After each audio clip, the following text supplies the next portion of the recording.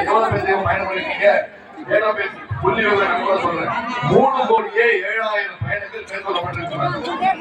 திருவாரூர் மாவட்டத்தில் மட்டும் மகளிருக்கு கட்டணமில்லா பேருந்து திட்டத்தின் மூலம் 3,07,000 கர்நாடக மாநிலத்துல பின்பற்றி இருக்கிறாங்க. அவங்க தலைவர் அவர்கள், நீங்க இன்னைக்கு பெண்கள் பேர் வந்திருக்கீங்க, மகளிர் பேர் வந்திருக்கீங்க. இன்னும் சொல்ல போனா ஆண்களுக்கு நிகரா, ஆண்களுக்கு சமமா பெண்கள் வந்திருக்கீங்க, தைரியம் வந்திருக்கீங்க.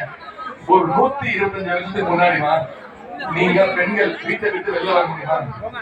நம்முடைய தந்தை பெரியார் அவர்கள், அவருடைய வழியில வந்தவர் பேரறிஞர் அண்ணா அவர்கள். அவருடைய வழியில வந்து நம்முடைய டாக்டர் கலைஞர் அவர் என்ன சொன்னாரு? பெண்களுக்கு சொத்துல சம உரிமை கொடுத்தது யாரு? இந்தியாவிலே பெண்களுக்கு சொத்துல சம உரிமை பங்கு கொடுத்தவர் டாக்டர் கலைஞர் அவர்கள்.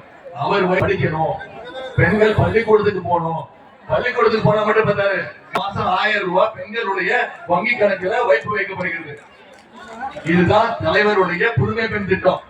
அதே மாதிரி இன்னொரு திட்டம் முதன்முறை நம்முடைய தலைவர் தான் இந்த திட்டத்தை கொண்டு வந்தார். அதுதான் முதலமைச்சருடைய காலை உணவு திட்டம். முன்னாடிதான் பெற்றோர்கள், சீக்கிரம் வேலைக்கு போற பெற்றோர்கள் என்ன பண்ணுவாங்க, காலையில எந்திரிச்சு சமைக்கிறதுக்கு நேரம் இருக்காது, பையனுக்கு சாப்பாடு ஊட்ட நேரம் இருக்காதுன்னு சொல்லி வெறும் வயிற்றுல அமைச்சிருவாங்க. மதிய உணவு திட்டத்துல சாப்பிட்டுக்கோ அப்படின்னு அமைச்சிருவாங்க. ஆனா அந்த பையன் பள்ளிக்கூடத்துக்கு போனானே பசிச்சு